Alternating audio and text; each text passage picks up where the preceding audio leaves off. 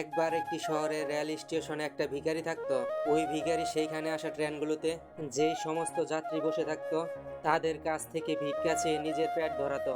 আর একদিন যখন ওই ভিখারি ভিক্ষা চাইতে গেল, তখন ছুটপুট করে থাকা একটি ধনী মানুষকে দেখতে পেল। আর ওই ভিখারি ভাবে, নিশ্চয়ই এই মানুষটি অনেক বেশি ধনী, তাহলে নিশ্চয়ই আমাকে অনেক বেশি টাকা ভিক্ষা দিবে। এরপরে ওই ভিখারি সেই ধনী মানুষটার কাছে ভিক্ষা চাইতে শুরু করে। আর ভিখারিকে দেখে ওই ধনী মানুষটি বলে, তুমি কি সবসময় মানুষের কাছে কেবল চাও? কখনো কি কাউকে তুমি কিছু দিয়েছ? এটা শুনে ভিখারি অবাক হয়ে বলে, সাহেব, আমি তো হলাম একটি ভিখারি। আমি মানুষের কাছে থেকে ভিক্ষা চেয়ে নিজের জীবন চালাই। আমার এতটা ক্ষমতা কোথায় যে আমি কাউকে কিছু দিতে পারবো? এরপরে ওই ধনী লোকটি বলে, যেহেতু তুমি কাউকে কোনো কিছু দিতে পারবে না, তাহলে তোমারও কারো কাছে থেকে কোনো কিছু চাওয়ার অধিকার নেই। আমি হলাম একটি বিজনেসম্যান, আমি লেনদেনে বিশ্বাস করি। যদি তোমার কাছে আমাকে দেওয়ার মতো কিছু থাকে, তাহলেই আমি তার পরিবর্তে তোমাকে কিছু দিতে পারি। আর যদি কিছু তুমি আমাকে দিতে না পারো, তাহলে আমিও তোমাকে কোনো কিছুই দিতে পারবো না। এরপরে ওই ধনী লোকটি ট্রেন থেকে নেমে পড়ে এবং সেখান থেকে চলে যায়। এদিকে ভিখারি বসে বসে বিজনেসম্যানের বলা কথাটি ভাবতে থাকে। ভিখারি ভাবে যে আমি এতদিন পর্যন্ত ভিক্ষা করছি, এমন কথা তো আমাকে আজ পর্যন্ত কেউ বলেনি। যদিও ওই বিজনেসম্যান খারাপ কিছু বলেনি, সত্যি তো আমি যদি কাউকে কোনো কিছু দিতে না পারি, তাহলে কি করে আমি অন্য মানুষের কাছে থেকে কিছু চাইতে পারি? আর এরপরে ওই ভিখারি ভাবে, হয়তো এই কারণেই মানুষজন আমায় বেশি টাকা দিতে চায় না, কারণ ওই ভিক্ষার পরিবর্তে আমি কোনো মানুষকেই কোনো কিছু দিতে পারি না। এরপরে ভিখারি ভাবে, কিন্তু আমি তো একজন ভিখারি, আমি অন্য একটি মানুষকে কি দিতে পারি? আমার কাছে দেবার মতো তো কিছুই নেই। কিন্তু এই কথাটাও সত্যি, আমি আর কতদিন একটি মানুষকে কোনো কিছু না দিয়ে কেবল মানুষের কাছে চাইতে থাকবো?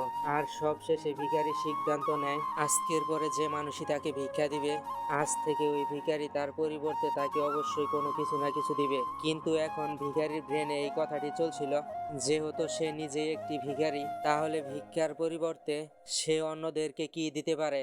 আর এই কথাটি চিন্তা করতে করতে দুদিন পার হয়ে যায়। আর ওই দুদিন পর্যন্ত ভিখারি কোনো রকম ভিক্ষা করেনি। ভিখারি 2 দিন পর্যন্ত নিজের প্রশ্নের উত্তর খুঁজে পায়নি। আর তৃতীয় দিন যখন ভিখারি স্টেশনে বসেছিল, তখন ওই ভিখারি স্টেশনের ওপারে থাকা কিছু ফুল গাছ দেখতে পায়, যে গাছগুলোতে অনেক ফুল ফুটেছিল।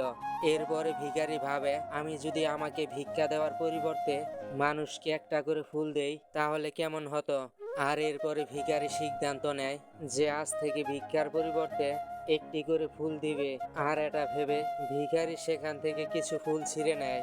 আর এরপরে সেই ফুল হাতে নিয়ে ভিক্ষা করার জন্য পৌঁছে যায়। যখনই ওই ভিখারিকে কেউ ভিক্ষা দিত, ওই ভিখারি সামনের মানুষটিকে একটি ফুল দিত, আর ওই ফুলটা মানুষ খুশি হয়ে নিজের কাছে রেখে দিত। এখন ভিখারি প্রতিদিন ফুল ছিঁড়ে নিয়ে আসতো, আর যাদের কাছে থেকে ভিক্ষা নিত তাদেরকে একটা করে ফুল দিয়ে দিত। আর কিছুদিনের মধ্যেই ভিখারি এটা দেখতে পায় যে এখন তাকে অনেক বেশি মানুষ ভিক্ষা দেওয়া শুরু করেছে। যতক্ষণ পর্যন্ত তার কাছে ফুল থাকতো, ততক্ষণ পর্যন্ত মানুষ তাকে বেশি বেশি ভিক্ষা দিত। কিন্তু যখনই ফুল শেষ হয়ে যেত, তখন তাকে আর কেউ ভিক্ষা দিত না। আর এভাবেই প্রতিদিন চলতে থাকে। আর একদিন যখন ওই ভিখারি ভিক্ষা করার জন্য ট্রেনে ওঠে, তখন ওই ভিখারি দেখতে পায় সেই বিজনেসম্যানটা ট্রেনে বসে আছে, যার কারণে সে আজ ভিক্ষার পরিবর্তে মানুষকে ফুল দেওয়া শুরু করেছে। এরপরে ভিখারি দ্রুত ওই বিজনেসম্যানের কাছে পৌঁছে যায় আর ভিক্ষা চাওয়ার পরে বলে, আজ আপনাকে দেওয়ার মতো আমার কাছে কিছু আছে, আপনি আমাকে ভিক্ষা দিন, তাহলে এর পরিবর্তে আমি আপনাকে কিছু ফুল দিব। এরপর ওই বিজনেসম্যান ভিখারিকে কিছু টাকা দেয়, আর ওই ভিখারি কিছু ফুল বিজনেসম্যানকে দিয়ে দেয়। ওই বিজনেসম্যানের এই ভিখারির ব্যবহারটা খুব বেশি ভালো লাগে। আর ওই বিজনেসম্যান বলে, আজ তো তুমিও আমার মতো একজন বিজনেসম্যান হয়ে গেছো। এটা বলার পর ওই ফুল নিয়ে বিজনেসম্যান স্টেশনে নেমে পড়ে এবং সেখান থেকে চলে যায়। এদিকে আরো একবার ওই বিজনেসম্যানের বলা কথা ওই ভিখারি চিন্তা করা শুরু করে। ওই ভিখারি ভাবে যে আমি কি করে বিজনেসম্যান হতে পারি। অনেক ভাবার পর ওই ভিখারি বুঝতে পারে এখন সেও জীবনে সফল হতে পারবে, কারণ এখন সে সফলতার সিক্রেটটা জেনে গেছে।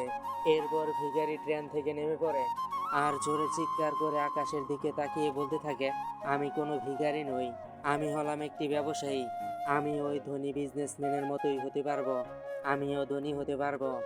আর যখন চিৎকার করে ভিখারি এই সমস্ত কথা বলছিল, চারপাশের লোকজন ওই ভিখারিকে দেখে ভাবছিল হয়তো সে পাগল হয়ে গেছে। আর পরের দিন থেকে ওই ভিখারিকে আর স্টেশনে দেখতে পাওয়া যায়নি।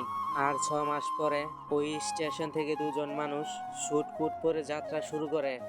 দুজনে একে অপরের দিকে তাকায় এবং একে অপরের সাথে হাত মেলায়। প্রথম ব্যক্তিটা বলে, আপনি কি আমাকে চিনতে পারছেন? দ্বিতীয় ব্যক্তিটা বলে যে না, আমি আপনাকে চিনতে পারিনি, আর আমার মনে হয় আমি আপনার সঙ্গে প্রথমবার কথা বলছি। তখন ওই প্রথম মানুষটি বলে যে না, মনে করে দেখার চেষ্টা করুন, আমরা প্রথমবার নয় বরং তৃতীয়বার দেখা করছি। কিন্তু আমার মনে পড়ছে না যে আমরা দ্বিতীয়বার কখন দেখা করেছিলাম। তখন প্রথম ব্যক্তিটি একটু হাসে আর বলে, আমাদের এর আগে 2বার এই ট্রেনেই দেখা হয়েছে। আমি হলাম সেই ভিখারি যাকে আপনি প্রথম সাক্ষাতে বলেছিলেন যে আমাকে জীবনে কি করতে হবে। আর দ্বিতীয়বার যখন দেখা হয়েছিল তখন আপনি আমাকে বলেছিলেন যে আমি আসলে কে। এরপরে দ্বিতীয় ব্যক্তিটি হাসে আর অবাক হয়ে বলে, আমার মনে পড়েছে, তুমি কি সেই ভিখারি যাকে একবার আমি ভিক্ষা দিতে মানা করে দিয়েছিলাম, আর দ্বিতীয়বার আমি তোমার কাছ থেকে কিছু ফুল কিনেছিলাম।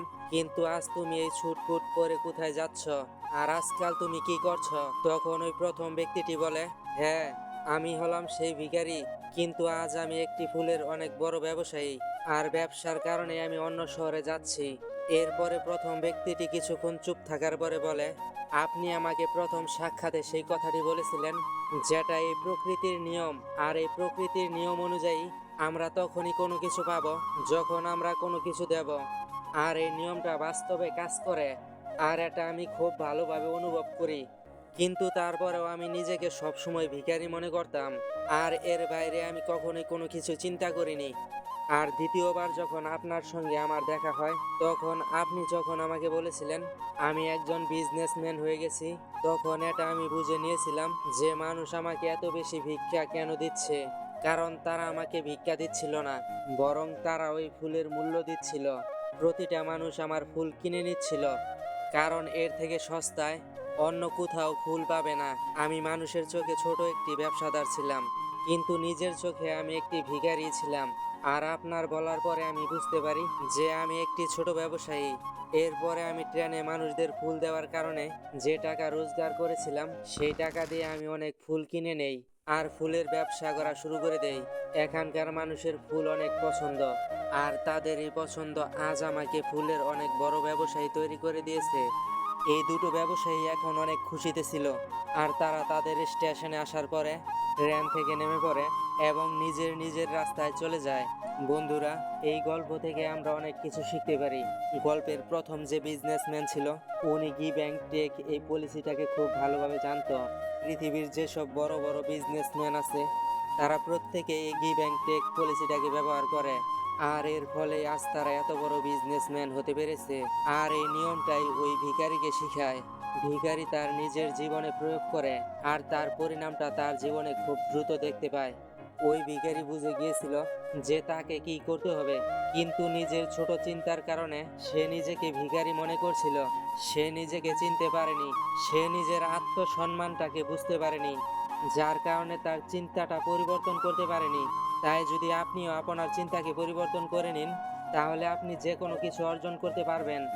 যদি আমরা নিজেকে ছোট মনে করতে থাকি, তাহলে আমরা ছোট হয়ে থেকে যাব।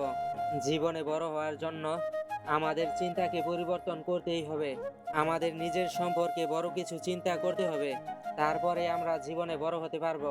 এই গল্পে যে ভিখারি, সে নিজেকে ভিখারি মনে করত, আর সে ভিখারি হয়েছিল। কিন্তু যখনই ভিখারি জানতে পারে সে আসলে একজন ব্যবসায়ী, তখন সে তার চিন্তাকে পরিবর্তন করে নেয়, আর এই কারণে তার জীবনটাও পরিবর্তন হয়ে যায়। তাই আপনিও আপনার সম্পর্কে চিন্তা পরিবর্তন করুন, তাহলে একদিন আপনার জীবনও পরিবর্তন হয়ে যাবে। সবশেষে ভিডিও ভালো লাগলে ভিডিওতে লাইক ও শেয়ার করতে ভুলবেন না।